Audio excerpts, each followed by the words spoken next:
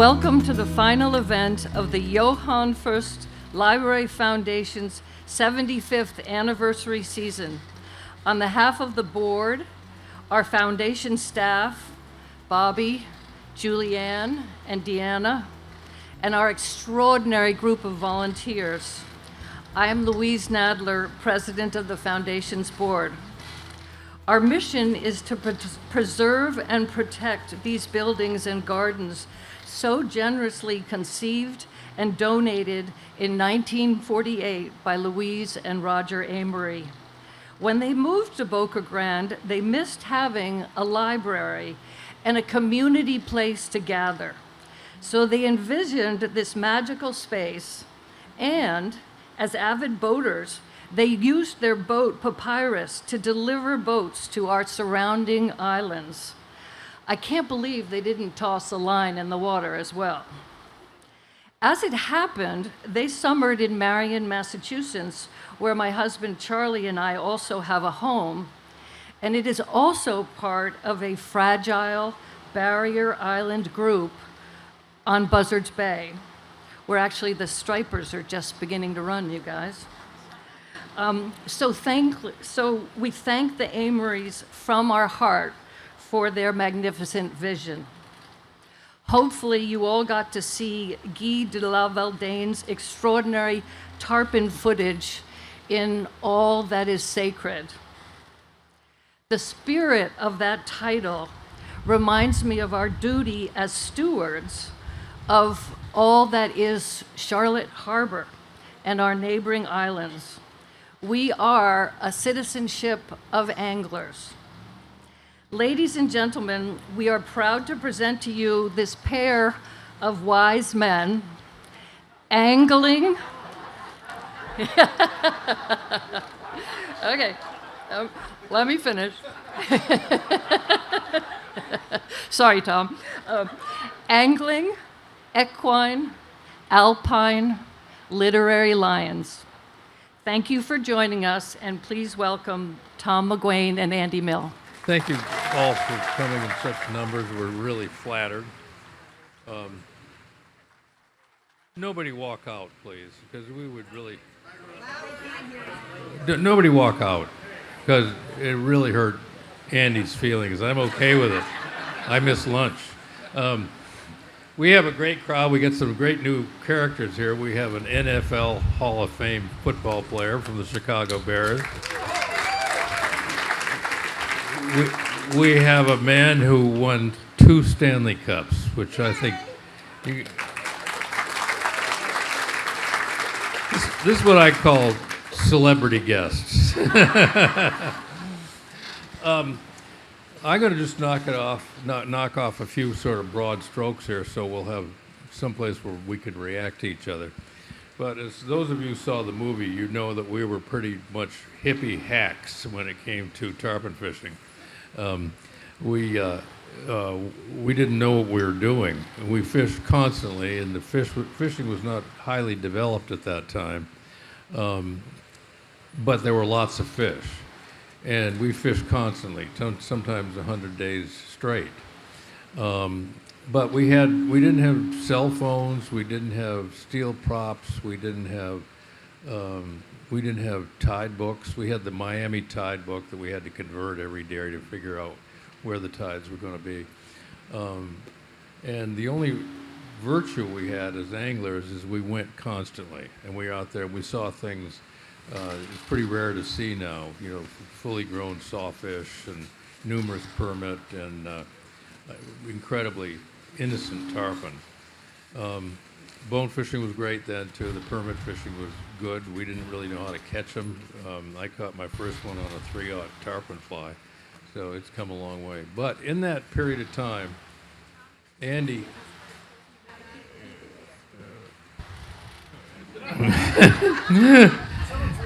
in that time, Andy was raising the game of tarpon fishing to the highest plateau it had ever been. And he brought the skills and personal emotional tools from his career as an Olympic downhill skier, which is beyond beyond enduring than anything I've ever heard of. 'Cause we've been talking a lot about it, what you have to do, how you have to train to do what he was doing. He then applied to fishing. And so this is a long introduction and a way of saying, please don't confuse Andy with our gang. And Andy was a decent sort, you know, unlike the Key West crew. He never trained naked hippie girls how to pole a skiff. Yeah,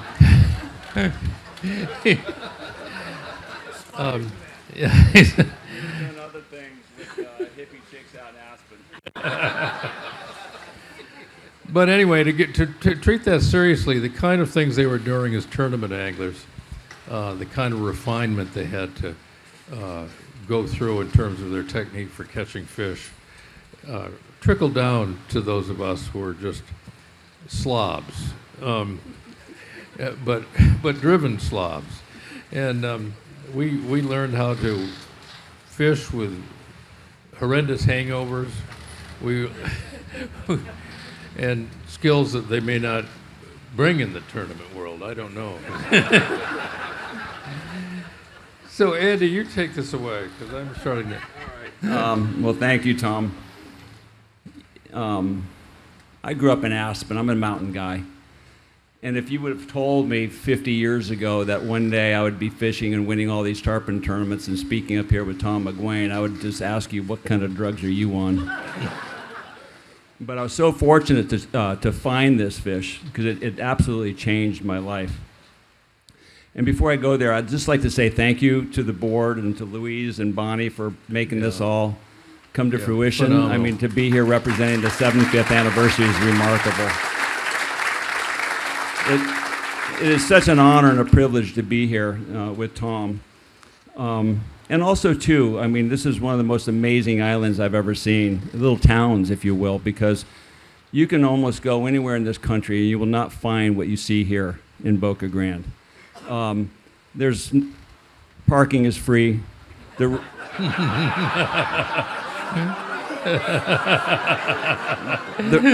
restaurants are outstanding with old photographs of tarpon. I was at the Key Lime Bistro for breakfast and for lunch, and there's a tarpon on the wall. It's a 186-pound fish caught by Francis Ingram back in 1962, and to see that fish on the wall gives me great hope that this island will remain true to the pioneers who settled here, you know, to be fishermen based around tarpon. If you take a look at the history of tarpon here, Herbert Hoover fished here nearby, Thomas Edison, the Bush family. It's a remarkable place. And when I come here to hang out with Tom and Laurie, it gives my heart hope. Because where I'm from in Aspen, I don't recognize it anymore. I really don't. And it's sad, but it is my home. It'll always be my home. But I tell you, I can't wait to come back here and hang out with you guys, because you're just marvelous people. If you've ever, you know, the great success that these people have had, and they're just simple people with giant minds and a great sense of humor. I'm just a fly on the wall when I come over here. I just sit over in the corner and just let Tom go, and it's unbelievable. But getting back to me being a mountain guy and being involved with this book and being a tarpon fisherman, it's very interesting. I am not an author. I wrote a book, but I'm not an author. Tom is an author. You are now. Well, my resume, I say author and everything else, but that's just for my own ego, because real writers know I'm not an author. And what succinctly says it best is with Carl Hiaasen in the film, who's written 25 books. He's a national bestseller. He says, I can write till my last breath. I will never be able to write a sentence like Tom McGuane. And that says it all, right? Come on! Could you say that again, please? You know, he's in the Writing Hall of Fame. It doesn't get any bigger or better than that. And for me, tarpon, how it changed my life is I've always been a fisherman. As a young boy in Aspen, I would wake up with my fly rod and a baseball mitt on the handlebars of my bike. I'd go to the river, fish all morning, go to baseball practice, and go back to the river and come home and eat leftovers, when it was dark. Fishing was as much part of my core as skiing fast on the mountains in the wintertime. And whenever I traveled to Europe in the fall, I'd always have a trout rod with me because all mountains have rivers and streams. And after practice, I was always down on the river looking for a fish. You think, what is it about fishing that we're so compelled to fish, right? But tarpon fishing, and I'll make this brief because I didn't win at the highest level as a skier. I got 5th in the pre-Olympics, I got 6th in the Olympics, but I didn't win. If you want to be great at anything that you're chasing, you got to win, right? And in life, we live more viciously and vibrantly through chasing dreams. But I was not smart enough as a young skier to win at that level. I did okay. I won the national championships, but that's not winning. To be a great skier, you got to win the Olympics. But in fishing, I finally had a mentor that helped me. I learned how to win my last year as a skier, but I got hurt just before I won. I got 4th. I was knocking on the door, and then I fell and broke my body, and it was over. I kind of ran out of body. But when I started tarpon fishing with a great mentor, he groomed me to be a tournament fisherman, which is almost sacrilegious as a fisherman, right? I think so. I don't know. Yeah. I've never been groomed.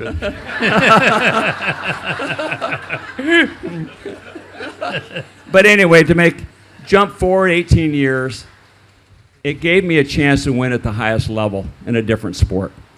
And to me, that was really for my own heart and for my own ego because I didn't win at that level as a skier, but I did do that as a fisherman. And then I went through this terrible time when I had this divorce. I couldn't get out of this funk for 5 years, and this publisher asked me to write a book. And so I ended up writing a book. So that's how I got here with Tom McGuane. Sorry for the long story. Woo! Andy told me a story only this morning about how sometimes we do our best when we give up. And he had a big race ahead of him, and he celebrated this upcoming race. It was an important race. You can tell me what it is, but I don't know one from another. But so he celebrated by polishing off a bottle of Jack Daniels the night before. And when he arrived... Cocaine and a Quaalude stuck to my face in the morning when I woke up. And so he was doing that in Key West. I was doing that out in Aspen. So he went to where he was getting ready to race, the starting line or whatever they have there, and he bent over to lace up his boots or firm up his. What do you do? Buckle them. Buckle up. He could buckle up his boots, but then he threw up on his boots. So he went to one of the trainers and he said, I can't bend over and do this again. You're going to have to buckle my boots. So the trainer buckled his boots and he tottered up to the starting line, had the greatest run of his life. So, and the analog from me is the power of giving up. All the time I was in school and afterwards trying to publish, I kept thinking, this isn't going to work.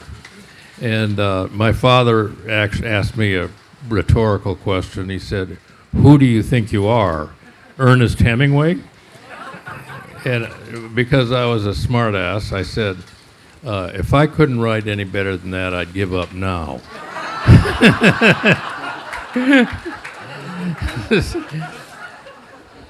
But while I was in school and thereafter, I would always read Field and Stream, and they had this annual contest.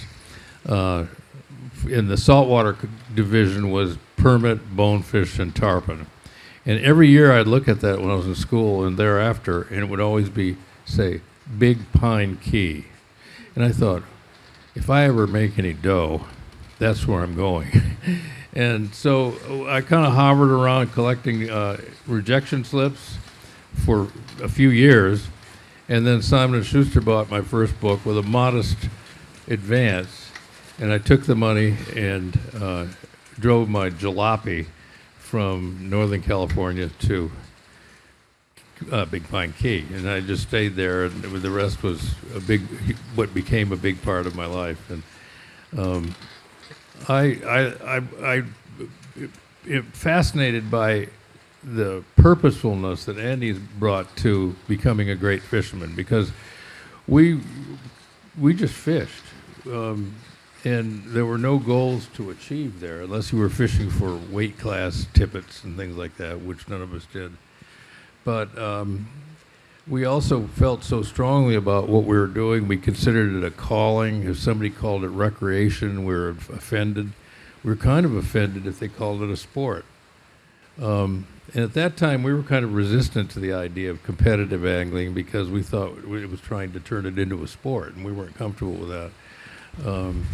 And then we started seeing what some of the downstream benefits of having really driven people up the Keys an hour and a half, and what that was doing for our sport. And so we learned from that. They used to say, when they're talking about economics, they used to talk about the trickle-down theory of economics, which has its analog here. But then I heard someone say the best way to feed the birds is to give more oats to the horse. And, and so so we were, Andy was the horse, and we were the birds. Well, what's interesting about tournament fishing, there's a great quote by John Buchanan. He said, "The term of fishing is the pursuit of something that's elusive but attainable, a perpetual series of occasions for hope." Yeah, that's great. Right? Yeah. So I wanted to eliminate hope. And the only way to do that is to have great eyes that have many, many years on the water, and you see this animal, and you have to understand what you're trying to do with this animal. And for the 7 years before I ever fished tournaments, we were fishing, I was fishing 50, 60 days a year, 12 hours a day. I didn't sleep for 18 years when I was in the game. And every fish I saw, I felt like I could catch. And now that it's over, and it's kind of left it, because what happened was at some point, 18 years later, the two wins I had were 18 years apart. And one day I thought to myself, I'm spending all this money, working so hard, and I realized I'm not appreciating all the nuances of what we see and do on the water, the early sunrises. You see this great bite and a big giant fish falls off the hook, and you're angry. And I started thinking, what have I got to prove? I am done. And I left. You know, I left the game, and then I thought, I'll teach my son all this stuff. Yeah. And so it's just been my son and I since probably the last 8 years. We just fish together. We still fish hard. I'm 73 and I want to go home a little earlier, but I can't because I have a dictator. I have a dictator that's telling me what to do. But anyway, the whole part, I think, is a big part of why we fish. Don't you agree? Yeah, I do. And I think as kids who fish, the big drive is you want to see the fish. And so we fish a lot. We always, as kids, fish because we wanted to see them. And even now, if you hook a fish for however long the battle is, if you can see it, you're okay if it gets off. But you're kind of disappointed if you never even got to see it, no matter whether it went on for a couple of hours. But you know, when that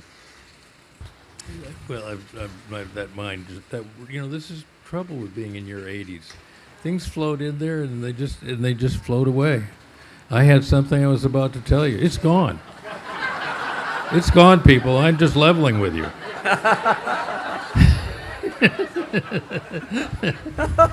I had brain surgery in October, so I use that as my excuse now. Oh, me. Well, yeah, I think that you also, as you get older, you kind of get more timid about hurting any animal. You don't even want to hurt fish. I caught the biggest tarpon I ever caught in my life 2 years ago. It was alongside the boat. The gallant fighter. She jumped 8 times. She was enormous. I had her next to the boat, and the first thought I had went through my mind was, "Are you proud of yourself?" And so this is a sort of give and take. I mean, nobody loves the game, whether it's tarpon or elk. Nobody loves those animals more than the people who are pursuing them. And it's the mystery of the hunter life, the predator life, is that feeling that you want to know everything about them. You want to, and at first you think, I want to know everything about them so I can catch them. And then as you get older and do it more, the message is, I just want to know more about them. And then the final part of that message is, are they okay? What have I done for their survival after I go to the happy hunting ground? And you have to work at that as well. We're doing that here at a new organization. We're trying to make a difference in that. And so, in the end, you become kind of a wimp around the house thinking, what's happening to all the wildlife? But you have to rise above lamenting the changes we've seen. I love to fish for steelhead and Atlantic salmon, but they're going down. I'm going to outlive them, I think. And we're seeing a lot around the natural world like that. We're living right now, I hate to say this if I offend somebody, but we're living under a regime that is not good for the planet. And it's not good for animals. It's not good for fish. It's not good for anything. So anyway, I feel like sort of a soapbox preacher. I'm waiting for the early exits, but I did warn you about that. If you don't mind, Tom, I'd like to ask you a little bit about your writing and your father, because we're talking about eliminating hope and perfecting the art of catching tarpon. And as a ski racer, that's what I was doing then. And I think in life, if you ever want to be really good at something, you strive and give absolutely 1,000% in your efforts. Otherwise, you're going to fail. It's like, do you want to do something well or do you want to win, right?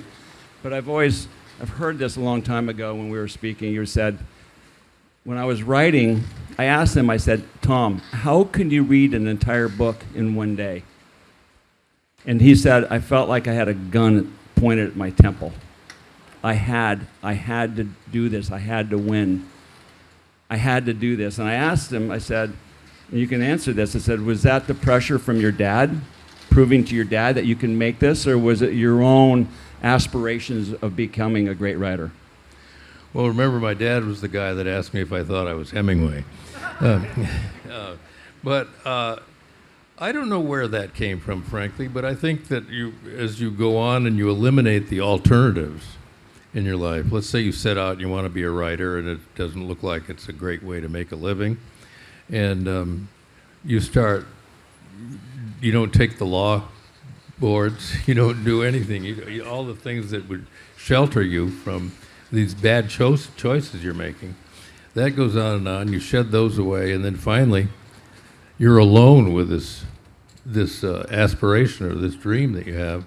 And at that point or another, I mean, you have to make it work, and it helps to be a fanatic at that point in time. Is that gun still pointed at your temple? Oh yeah, my fear of failure is something I wake up with every day.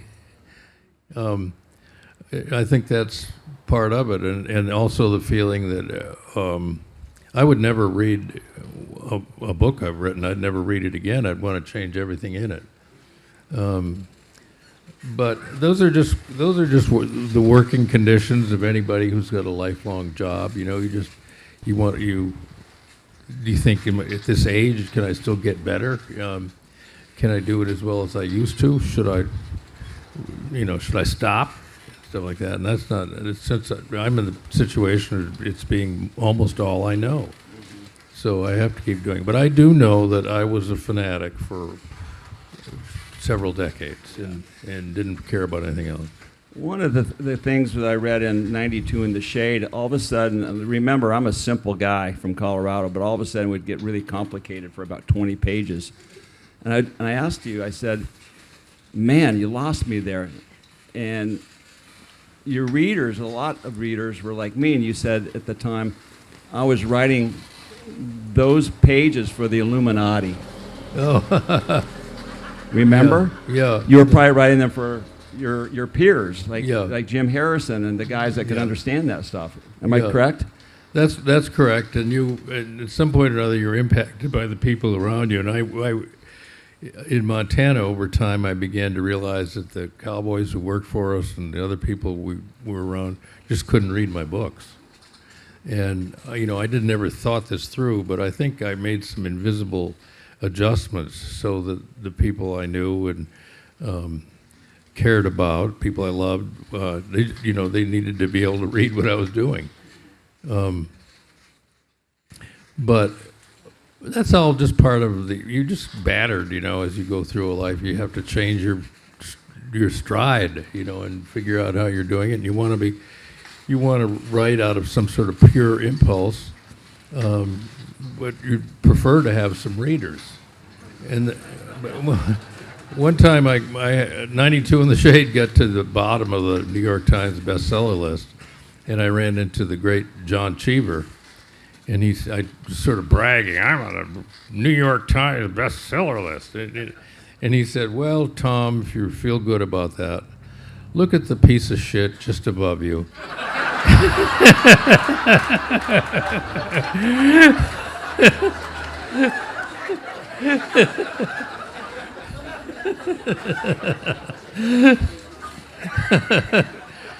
So, anyway, but I think to be a good artist of any kind, I think you have to have a pretty highly developed capacity for self-doubt. I always remember the great Robert Stone told me when we were talking about revision, he said, just remember anything you're reading and read in anything you've written before it's published. He said, wherever you look, he said, if you think there's something wrong, there is. And it's the best rule for a revision I've ever heard, because you get caught up in the narrative. You're so smart, these people are so vivid, and then you move along and you think, why do I have that creepy feeling on page 27? I started out as a playwright, and that was a good education in that a play is like up to a couple of hours long. One dull minute in a play will kill the play. And it's good to bear that in mind, and realize there's really, by the way, you're going to fail at this a lot, but at least it's a test that will get you somewhere down the page, down the chapters. But when I wrote 92 in the Shade, I was so obsessed with what I was doing. The book was, 250 pages long or something. I could recite the book, and until probably until I was 75, I could still recite it. That was how intense the work process had been. And it's hard to get back to that when you're an older writer or a more experienced writer, when your criteria have gotten more elaborate and you know what you're doing. I mean, I remember Waylon Jennings was advising this guy who was making his first album. And it was a good album. It was already a good album. And Waylon Jennings said to him, spend as much time as you can on this. Stall as much as you can. Because once that album's out, it's just next for the rest of your life. And there's a lot to that. I've been watching you over the last couple of days grind out this article for the New Yorker. Yeah. How important is the New Yorker for you, and the labor of love that I've seen you go through? You're 86. Oh, you didn't have to share that. I hardly know these people. But you have all these great writers that you said end up in the twilight of their writing careers with the New Yorker. So how important is this, and how much are you still driven to write for them? Well, I love writing for them. I have an editor, Deborah Treisman, who's been my editor for 24 years. So we've been doing this for a long time. And then the other thing is, I was just a guy out there in flyover country writing novels and maybe doing some stuff in the movies. But it was very interesting when I was inducted into the American Academy. The big speech they made was, this is a blah, blah, blah, good writer, et cetera, as witness his stories in the New Yorker. So suddenly I was acceptable in the Northeast. So I said, well, gee, what about my 15 novels? Never mind, there's these stories in the New Yorker. So, but I like it because it's just sort of the last, bastion of the old-fashioned kind of super respect for contributors. I mean, you've seen me going through this with the copy editors and the fact checkers and the editorials and stuff. I mean, they never let up until everything is absolutely finished. And at any point in time, you can just decide you don't want to do that. It's too time-consuming, and you don't have to write for the New Yorker. But I think it's a good, worthwhile deal to immediately have good readers. I'd rather publish a story in the New Yorker than publish a book, by far. Just because of the people I hear from. Once it's out in the world, I feel like I'm talking to the people I would prefer to talk to. And also, my mother was a subscriber. She always wanted to be in the New Yorker, so she said, "I've got an idea. I'll put this in their talk of the town stretch." She wrote to the New Yorker and said, "In my hometown, there's a body shop. It's called the Ponderosa." She said, "I'm sure they'll accept this." Well, of course.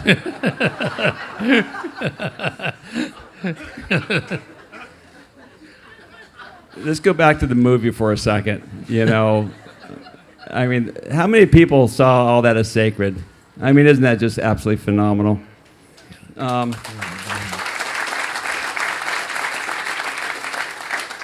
I love it so much because it really represented how this country felt in a way in the early 70s. It was almost, an anarchy state of mind against the Vietnam War, the sexual revolution, the implosion of cocaine and drugs, and the freedom of Key West. I mean, it was just, but it was all over the country. Mm-hmm. So when you look at it today, and you see all of your friends that are now gone, boy. It was just so touching, and I just can't help but ask you, what would you say to your buddies after all these years? Is there anything that there's, like Jimmy Harrison, what would you say to him again? If he came back to life? Or just now, in a quiet moment when you think about these things. I'd tell him, you need to hit the brakes, buddy.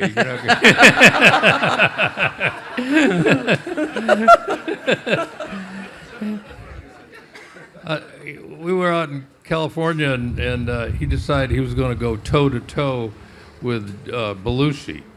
And the two of them... And Harrison said, I was ready to give up the race. He said, I was on my hands and knees in my hotel room trying to remember the Lord's Prayer. And I was going to call Belushi and tell him I gave up. He said, but Belushi had already gone to sleep, so I was the winner. I still wasn't on my feet.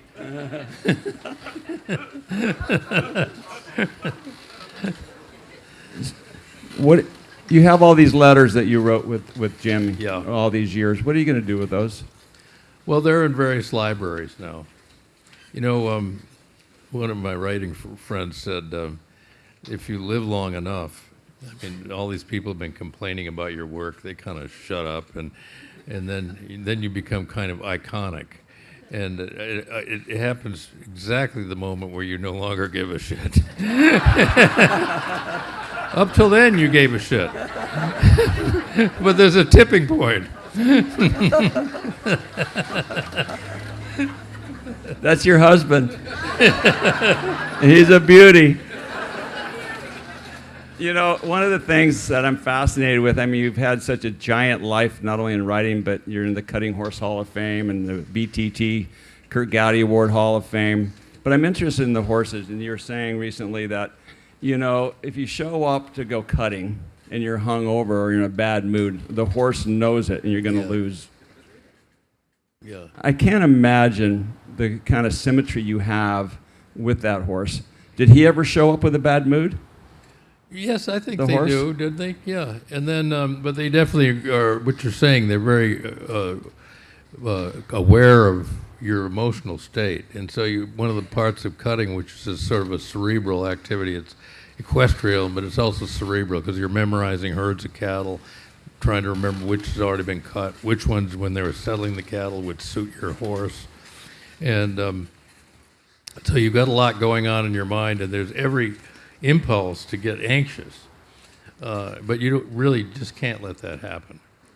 And my old guru, Buster Welch, who was the greatest cow horse trainer who ever lived, used to say, I can always tell when people are anxious, they put too much weight in their stirrups.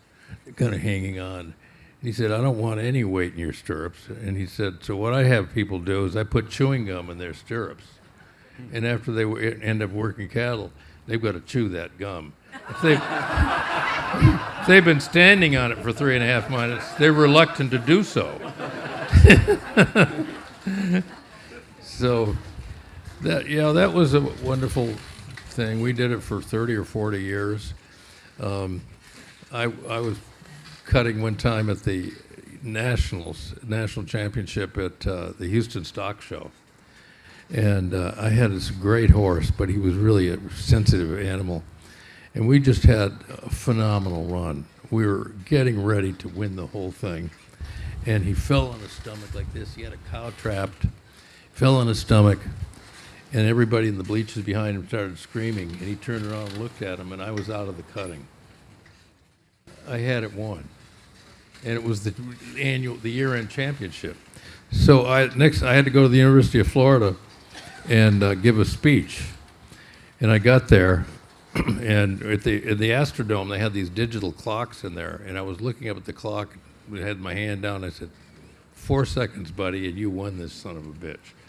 And 4 seconds went by, and I was just a loser. So I got to Florida to give this talk, and I looked out, and I see all these young college people and stuff, and I'm looking out there, and I kept raising my eye level above their heads, and I could see the digital clock at the Astrodome. It said 4. And it would never stop saying 4. And now that I'm talking about it, it's back.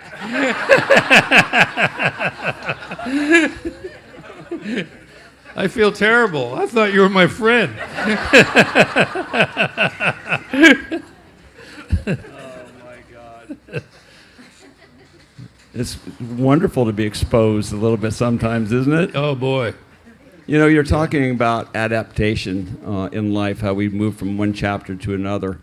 And I asked you recently about what would be a great book to read, and you suggested John Eagleton, I think it is, in the book Some. Yeah. Yes. I can't remember. What is this for? The book is... He's a neurosurgeon? Yeah. That is an interesting book. It's about the expandability of time. And he has several illustrations of that, but one of them that he said, the summers, when we're older, your summers last about 10 seconds. When you're young or you're in school, you think, will this day never end? And time gets really slowed down. One of the examples he had is a friend of his that worked in a museum knocked a Ming vase off a table. And before it turned into smithereens, he watched the descent. Seemed to take about a year.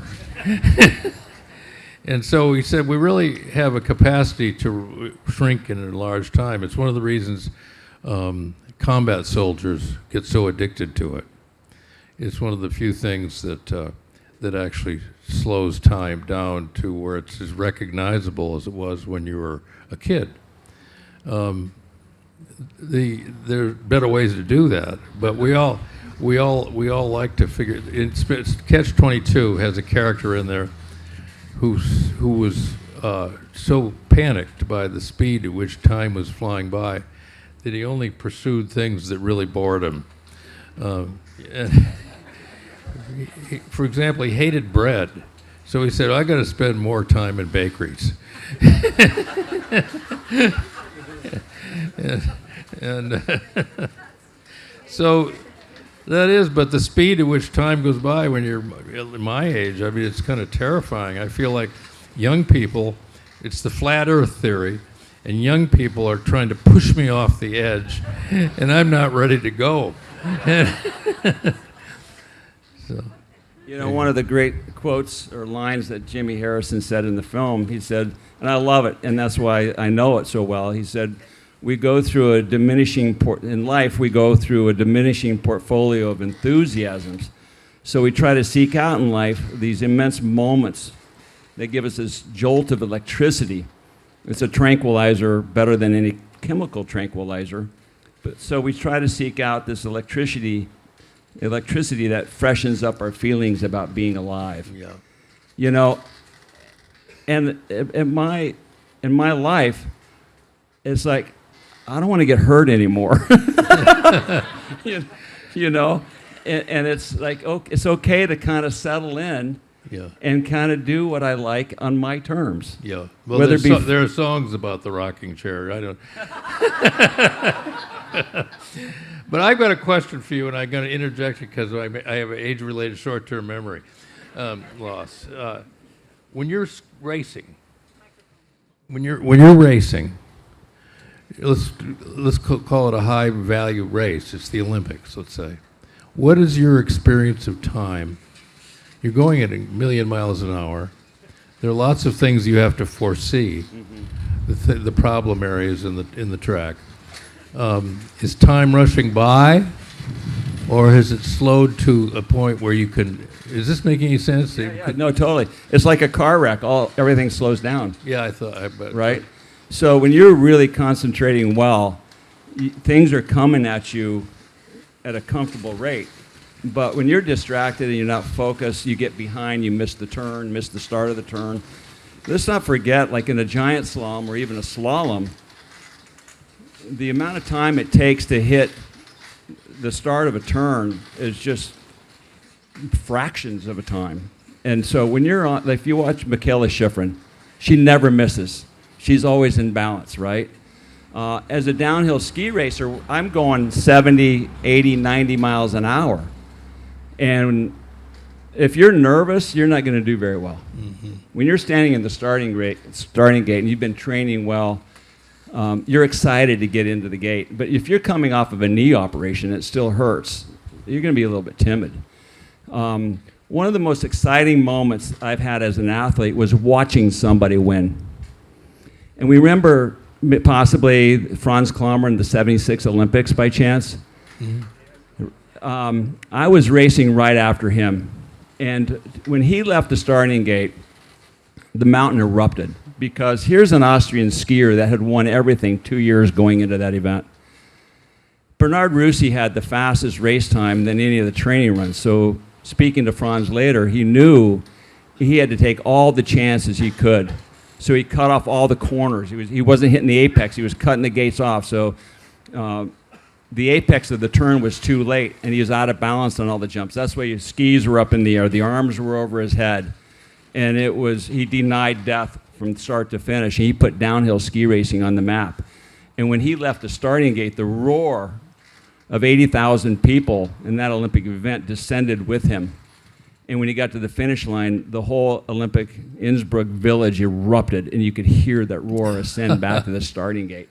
What a great story. I mean, I had nothing to do with it. I was a spectator, but it was still riveting. That was wonderful. Yeah, I don't know. I can't top that. Nothing ever happened really that exciting. I know when my wife rolled our car and called me from the upside down from the Swingley Road and said, "Oh, honey, I'm so sorry. I just rolled your car." I had a sort of a flash forward. I said, "Are you still upside down in the rig?" Or, no, it's back on its wheels now, but it's not worth anything anymore.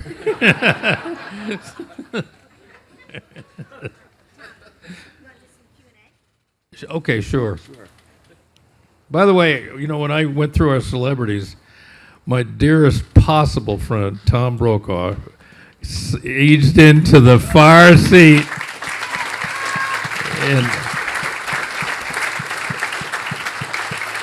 I know he has my heart, but he's got lots of other people's heart. But he's one of the greatest people I've ever known.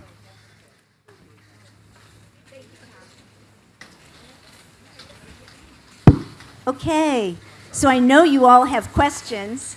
Thank you, guys. This is so much fun.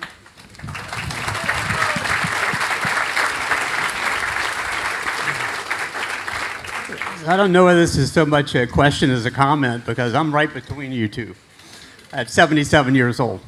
But some of the comments you made about like memory and remembering things and caring for the fish really starting to resonate with me now.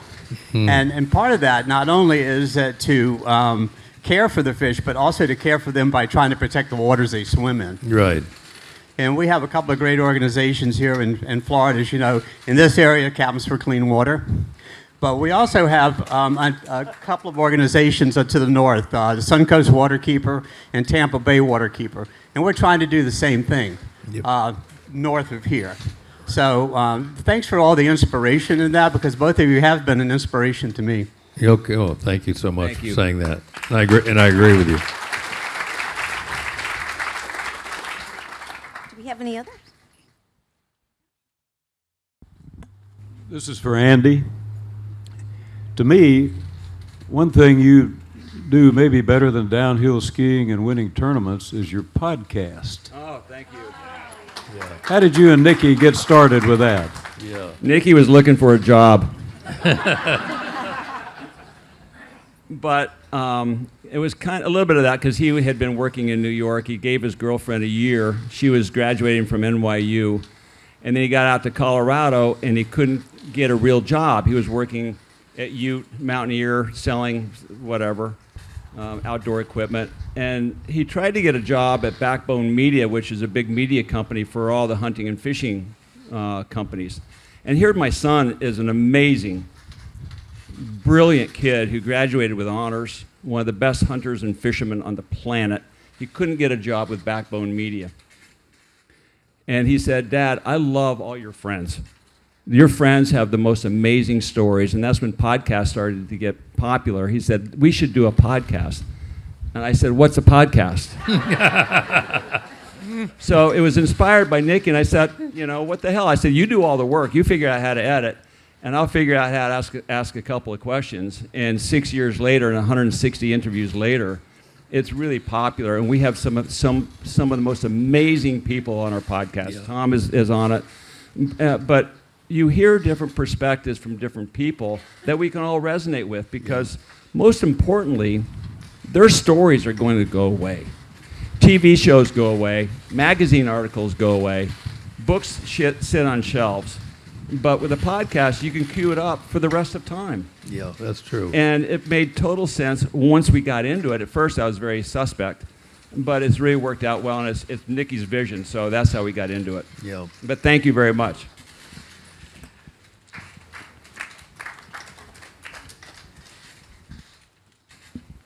Hi, thank both of you. My question's for Andy. It may seem like it's for Tom in the early days of Key West. It's a little bit technical, Andy, but would you comment on single hand versus two hand stripping?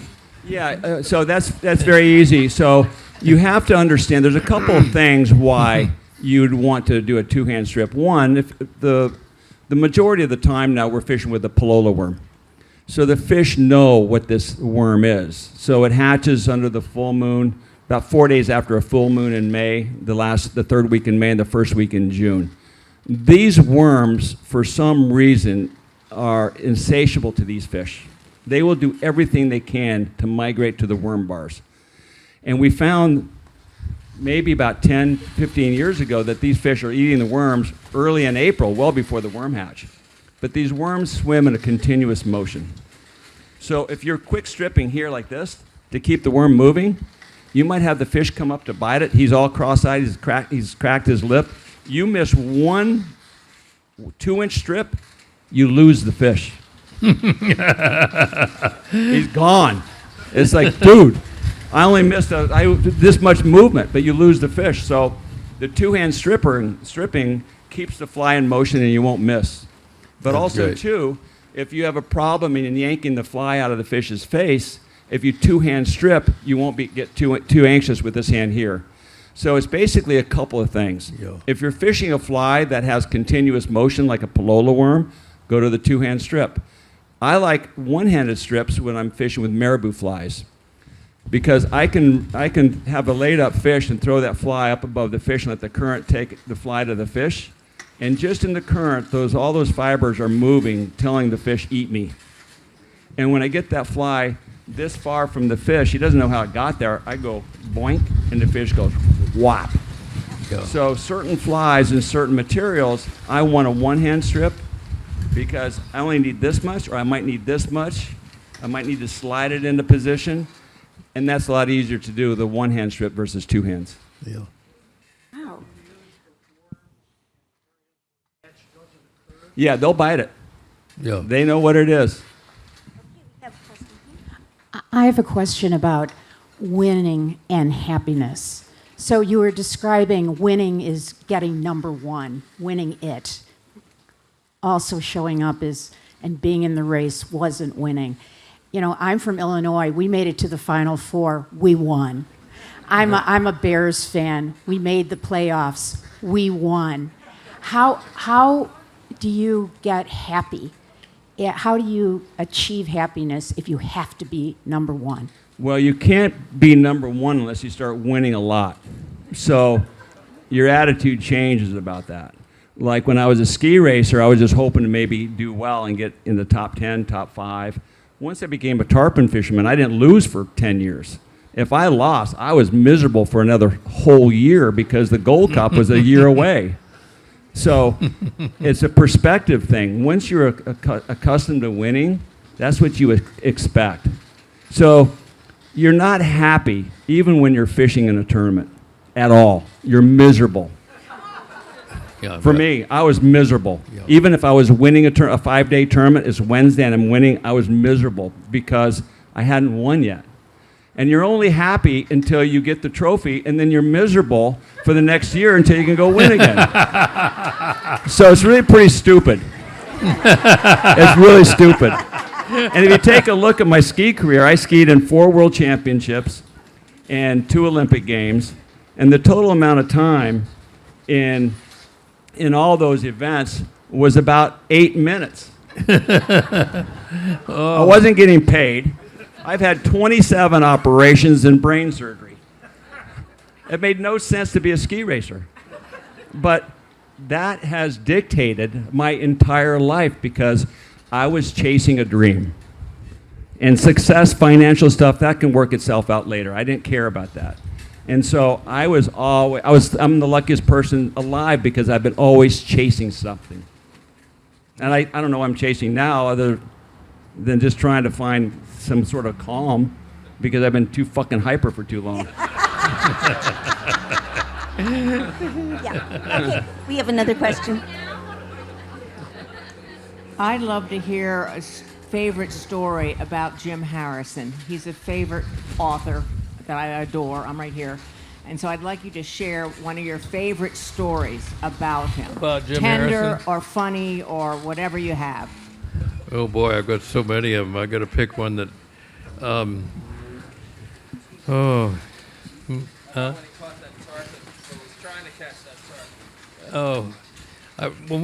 of the times I took Jim tarpon fishing when he first came down to the Keys, and I pulled up on this inside bank, going out toward Cottrell Key, if any of you guys know that country, and Jim hooked a tarpon. And he was a guy who felt everything. I mean, he just was kind of absorbed everything that happened to him. You know, the air, everything changes in the air. He was just that sensitive. And so the tarpon, he hooks the tarpon, it goes off and it starts tail walking and crashing into the wind. And Harrison says, "My knees are buckling. I can't do this." And I said, you're going to do this or I'm going to beat the hell out of you with this push pole. Oh, and he said, but I know, I got to break him off or something. This is too intense for me. So I said, okay, and we stayed with it. We landed the tarpon. No, that tarpon got off. And he went, what happened? Where did my fishes gone? And I said, oh, that's a Palm Beach release. And he said, really? And he said, that's kind of what we do. And I went into the bar that night at the chart room. Harrison's up at the bar. Well, I had a Palm Beach release today.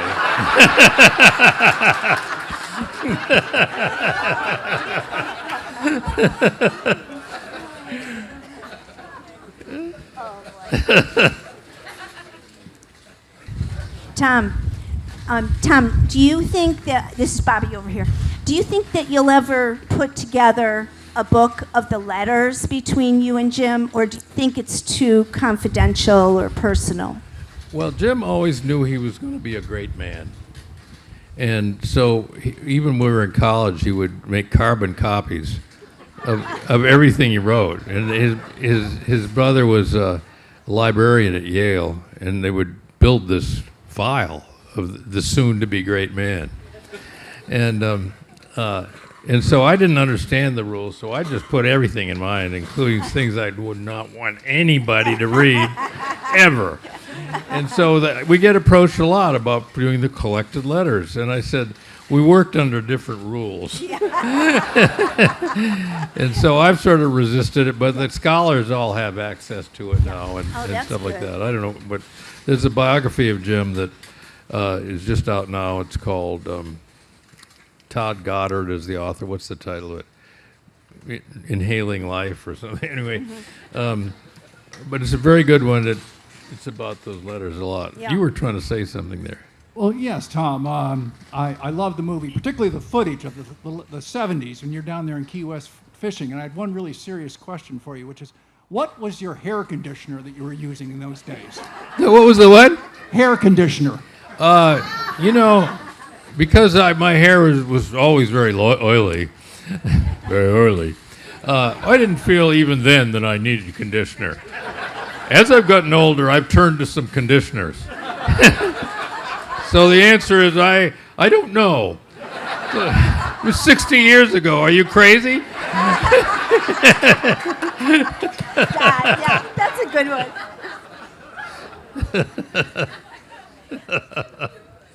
I know. Hello. One time when I first lived in Montana in the 60s, we were all old hippies, kind of, and a couple of ranchers came up to me. They were very innocent in those days. They hadn't been polarized by newcomers moving in. And they said, why do you have your hair so long? I said, well, girls really like it. And they said, oh, okay. Maybe I should have long hair. I have a question. Yes, yeah.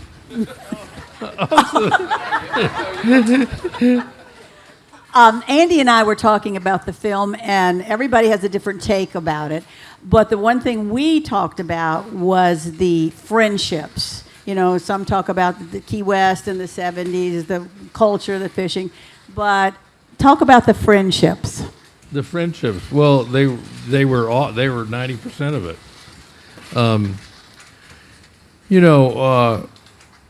I think maybe at that stage when you're kind of reinventing your life and you're starting to bring all these people, you're all also young people, and you're young, you bring them in, and for some reason your capacity for friendship is greatly enlarged. And I think there were 2 or 3 of the people of that group I would have to say had a genius for friendship. By that, they had an ability to iron out the discrepancies between personalities that would ruin friendships when you're later. Could try to understand each other because in some ways they're the only friends you have, and you've got to maintain them friendships with care. So what that happened, because that was a sort of a It was a kind of a white sands test area for friendship for a lot of us because we were all away from our roots and our origins and all sorts of stuff. It became a kind of a template for the rest of our lives. And so we hung on to those. Some of those people have been friends. We've been friends for 70 years. I just lost a great friend who was really nearly my best friend. We played on the same high school soccer team. He went on to be captain of the Amherst team when it was undefeated. We were friends for 72 years. And then he passed away kind of unexpectedly, or the same with Jim. I mean, most of these guys, Guy Valdene was such a sweet, kindly person. I miss them tremendously, and I think that's everybody's plight sooner or later. That's just the way life is. I've had 13 dogs. I miss every one of them. I had one that I lost when I was 10 years old. I think about that dog at least every other day, and she's been dead for 80 years. So anyway, that kind of accumulation, hopefully it gives you, if you can either escape it or you can let it sort of build your gravitas and your seriousness about life, and know that that it's precious, and treat it like something precious. But you don't learn that right away, especially when you're in a bar, hot chicks in the bar, you're running a tab.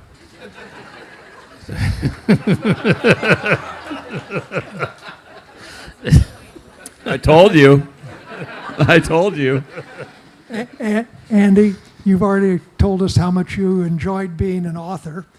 Can we expect that you use material that you've gathered in your podcast to share with us in writing at some point in time?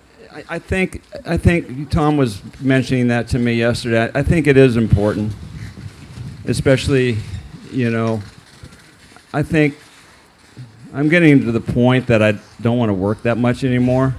So I think Nikki will probably facilitate that. I'll tell you how hard it was to write this book.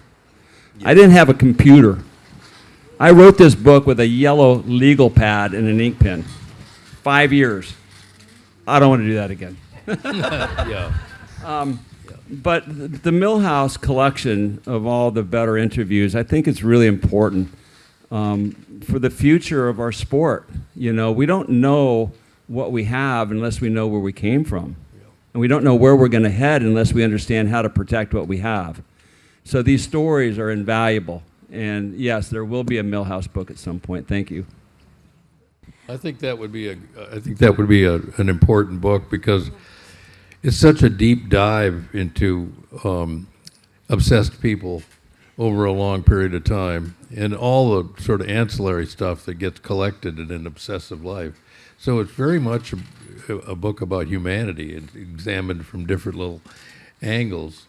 And it's an incredibly rich book. I mean, the Jack Nicklaus interview you just did. Yeah, I mean, most people don't know that he was even a fisherman, but the level of his absorption in that it shows you that he had the ability to turn off world athletic fame and then try to be good something in which he was a complete unknown. So that'll be a great book, and I think it'd be a disaster not to make it into a book. Yeah, one of the things about Jack Nicklaus, how much he loved fishing. He had 3 motherships with bonefish skiffs on the bow of the boat. 3 motherships, and he loved bone fishing in the Bahamas. And he caught this 1,358-pound marlin in Australia just a few days before the Australian Open. It took him 6 hours to catch it. And then they had to wait for the tide to get up so they could go in. So then they're at sea waiting another 6 hours before they could get to the marina. But he's so humble and kind. This guy is so amazing. At the end of the podcast, I asked him, what's your greatest success? And he said, my family. I want to be known as a great family man and a great father and a great husband. I said, okay, put that aside. You've won 18 Grand Slam titles, probably the greatest golfer of all time. You've raised hundreds of millions of dollars for children health care. You've got the Congressional Medal, gold medal, the Medal of Freedom from the President. What are you most proud of? My family. And it was as simple as that. And he was truthful. All that are things he did. But the stuff he really, truly loved was being a great father and a husband. Yeah. What's the greatest thing you've ever done? What are you most proud of? And Laurie's not involved. Well, she kind of is. Laurie, when I go on too long, Laurie will go like this. And I'll see her out of the corner of my eye and I think, I'm DOA here. But the thing I was most, I have a friend, Miley Malloy, who's a wonderful writer, also writes for the New Yorker. She's from Montana. And I told her, I said, the great French writer Jean Cocteau was asked, what's the first thing every writer should do? And Cocteau said, get out of bed. And so Miley said to me, why would we have ever taken these jobs if we had to do that? So I think if I'm proudest of anything, just not my personal life, because Laurie and I have both been married before. We had children by previous marriages, and we're about to celebrate our 50th anniversary. So I would have to say that's numero uno.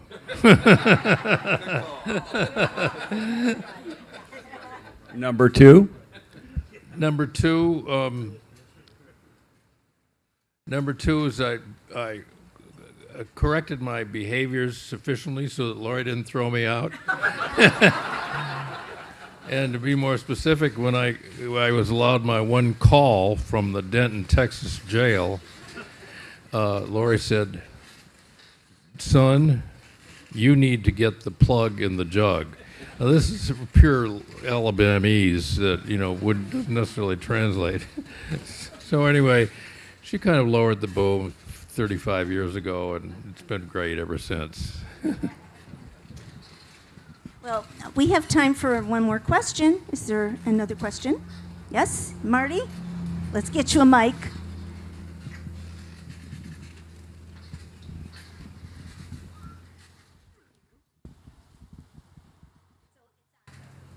This may be a little heavy duty, but do you have some fond memories of Jimmy Buffett?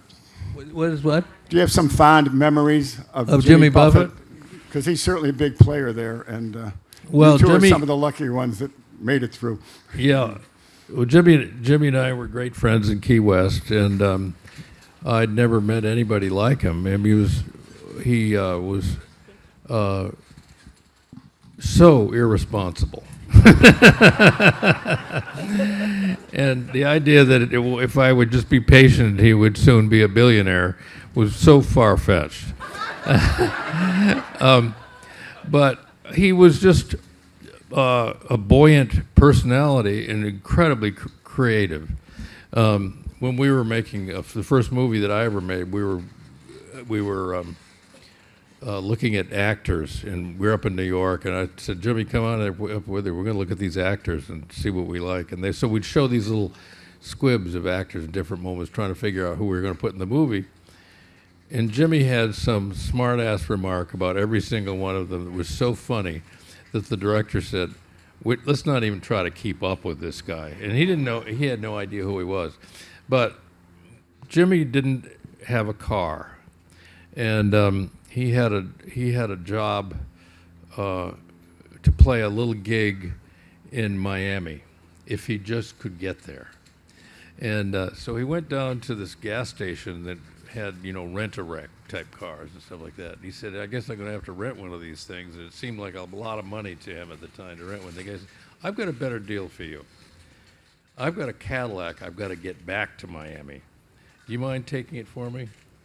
So Jimmy said, no, I'll do that. So Jimmy headed up to Miami. He went a couple days early and managed to meet a University of Miami girl, and they had a great time for several days before he played his gig. So he got around, he played this gig in a bar or something like that. There's probably 25 people at most in the room. And these two thugs come walking right up through the crowd, walked right up to the stage and said, "Give us the keys." And he reluctantly realized that he was a drug mule and didn't.